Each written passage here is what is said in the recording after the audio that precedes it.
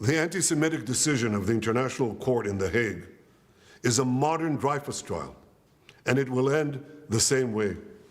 130 years ago, the French Jewish officer Alfred Dreyfus was falsely accused of treason by a biased French court. In response to these false accusations, the great French writer Émile Zola wrote his monumental essay, J'accuse. He accused the French court of anti-Semitic lies against an innocent officer who was later exonerated of all guilt. Now an international court in The Hague, also headed by a French judge, is repeating this outrageous offense. It is falsely accusing me, the democratically elected Prime Minister of the State of Israel, and Israel's former Defence Minister, Gallant, of deliberately targeting civilians. This when we do everything in our power to avoid civilian casualties. We issue millions of text messages, phone calls, leaflets to the citizens of Gaza to get them out of harm's way, while the Hamas terrorists do everything in their power to keep them in harm's way, including shooting them, using them as human shields.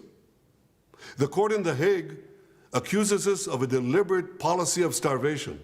This when we've supplied Gaza with 700,000 tons of food to feed the people of Gaza. That's 3,200 calories for every man, woman, and child in Gaza. And these supplies are routinely looted by Hamas terrorists who deprive their people of much-needed food. Yet just in the last few weeks, Israel facilitated the vaccination of 97% of the people of Gaza against polio. This doesn't prevent the court of accusing us of genocide. What in God's name are they talking about in The Hague? The truth is simple. No war is more just than the war that Israel has been waging in Gaza after Hamas attacked us unprovoked, launching the worst massacre against the Jewish people since the Holocaust. The decision to issue an arrest warrant against me, the democratically elected Prime Minister of the State of Israel, and our former Defense Minister, was made by a rogue prosecutor who's trying to extricate himself from sexual harassment charges, and by biased judges who are motivated by anti-Semitic sentiments against the one and only Jewish state. These judges did nothing.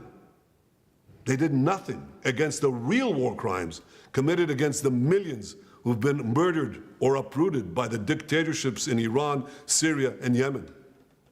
Instead, they falsely accused the one democracy in the Middle East, Israel, thereby imperiling the right of all democracies to defend themselves against murderous terrorists and tyrants.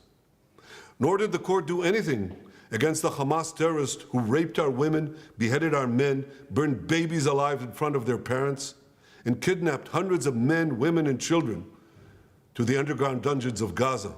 They're still holding 101 hostages, citizens of many lands, including the United States. Come to think of it, the court did issue one arrest warrant against Hamas. Now hear this. They issued an arrest warrant against the corpse of the Hamas arch-terrorist Mohammed Deif. His corpse. What an absurdity.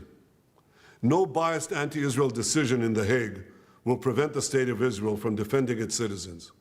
And I want to thank our many friends around the world, especially those in the United States, who've condemned this outrage and who have said that this decision will have severe consequences for the ICC and those who cooperate with its decision. Israel will not recognize the validity of this decision. We will continue to do everything we must do to defend our citizens and defend our state against Iran's axis of terror, Iran and its terrorist proxies, which include Hamas, Hezbollah, the Houthis, and others.